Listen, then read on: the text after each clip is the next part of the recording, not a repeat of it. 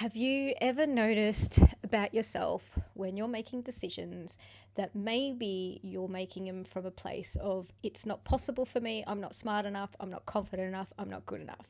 Now, we can be doing this on an unconscious level. We can be doing this without even realizing that we're doing this. I'm going to speak into topics, and I often do on my YouTube and my Instagram, that may activate you. So track yourself as I speak about these topics. Notice whether your fight, defense comes in, flight, maybe you don't want to listen anymore.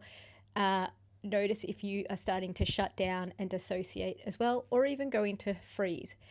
If these are any responses that you're having when you're listening to my content, this is a very clear indication that you have become activated. Something I have said has hit on a belief system, has hit on a past negative experience that you may have had.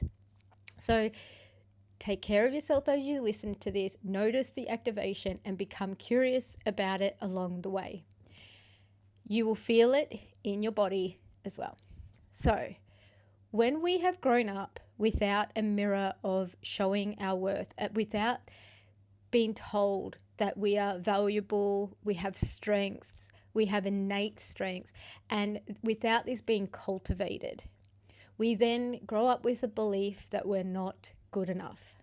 And that belief gets reinforced, becomes a self-fulfilling prophecy because we hold ourselves back.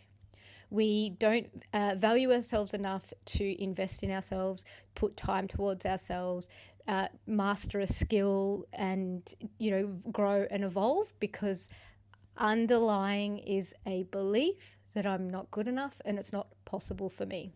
Other people can do this. Other people are smarter. They're just born with that. They're good enough. They have the opportunities, but I don't. This is a belief system that we reinforce.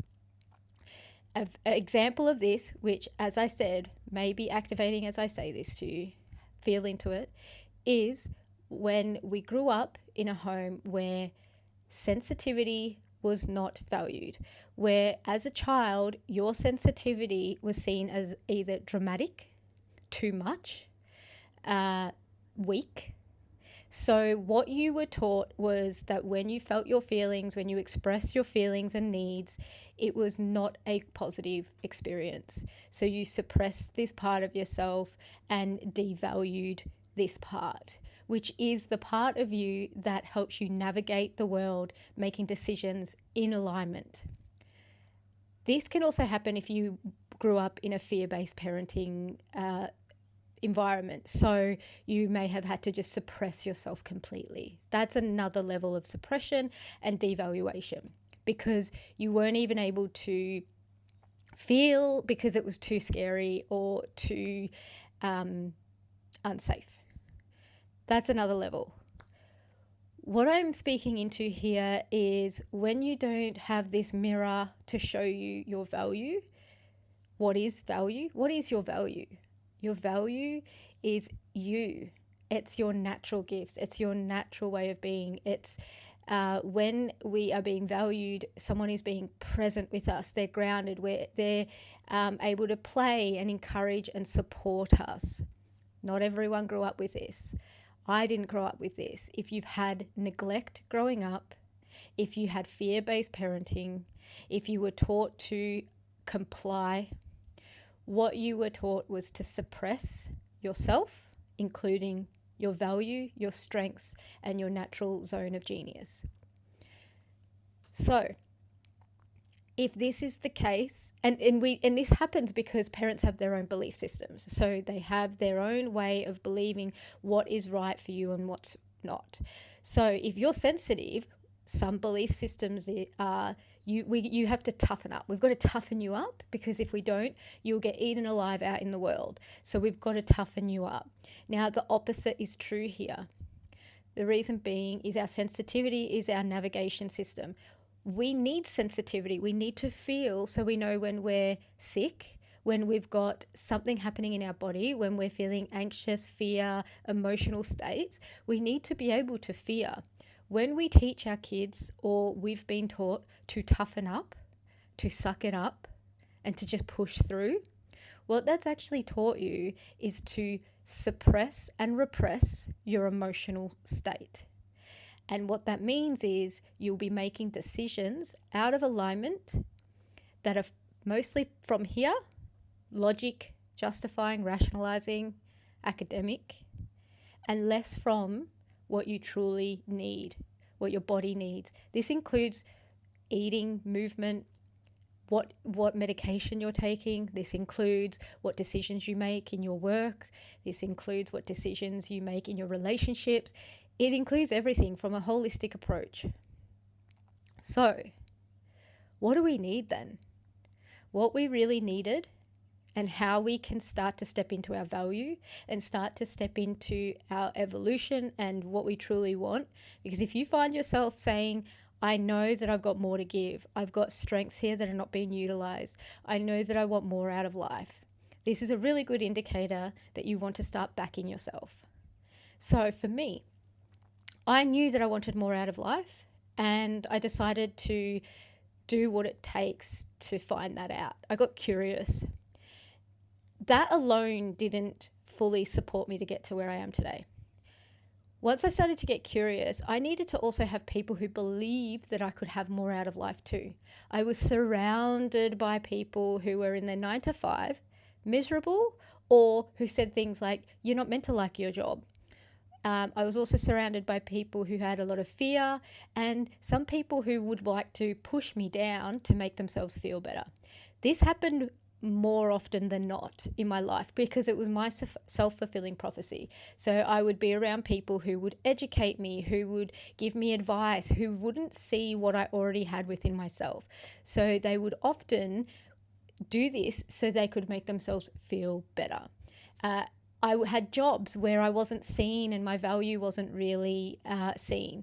And again, that was because the job itself didn't value my natural gifts. So I devalued myself at the same time because I chose those jobs thinking that they would value me just for showing up. And so it becomes a self-fulfilling prophecy. What we actually need is ourselves to be dedicated to investing and being super curious about the feedback we get in life when we don't get the outcome we want. Curiosity, self-reflection, and people in our lives that see our value. How does that work? It will only work if the person also sees themselves as well.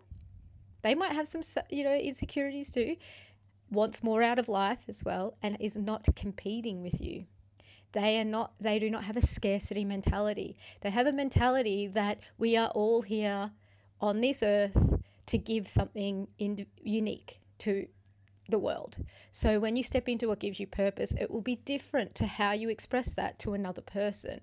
When you are as a counsellor, I am a different counsellor to another counsellor. So there's plenty of people out there that I could support, and there's not this competition of, I'm better than you. It's more, let's lift each other up. Let's support each other's gifts and natural, innate strengths. And so this is what I do, because I could count 3 people in my life. One that I have currently, where it's the most powerful relationship I have, who this person is grounded, supportive, positive, and encouraging, and can see me. And what I have been able to achieve with this person in my life has just been unbelievable. I wouldn't even know that this is what I am capable of. Now, I've had 2 other people in my life that have supported me with this. So I want you to think about, who are the people in your life that have supported you to get to where you are today? Or let's say if you're not where you want to be, who are the people that encouraged you and supported you in a present and grounded way, not a shame-based way, to achieve something?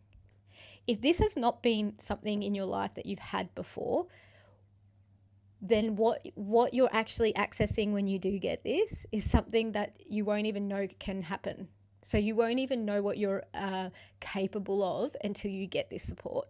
We need other people to see us also, to mirror this back to us. This is just naturally being a human. So if you've had it before, what was that like for you? What did you achieve? This is the very thing I do in my decision-making course.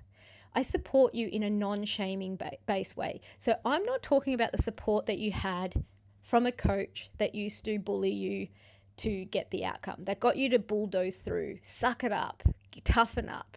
None of that. I'm not talking about that. Because what happens there is we actually push away parts of us that are sensitive, have fear, and where do they go? They become suppressed or repressed. So it's actually not a healthy way to do things. I'm talking about support, encouragement with your fear, with your vulnerability, and then also seeing you at the same time as a very powerful human being, seeing your strengths and your value. This is the sort of work that I do in my decision-making course and my one-on-one therapy. And I do it because I never received this when I was young. When I say never, but I didn't really receive this when I was young. And what I know is possible for people when you receive healthy support, encouraging support, you start to see yourself differently. And for the person who's doing this for you, you don't become reliant on them. You start to see what they're seeing, so then you can grow and evolve. So it's not about external validation. It's about how can I cultivate this part of me to be able to see my own value too. And that's what I also teach. So who could you become? What could you achieve? Where could you go in your life? Are you looking at, getting more out of life than where you're at now? If you had someone backing you and supporting you in a way that could cultivate your value, your strengths, your zone of genius.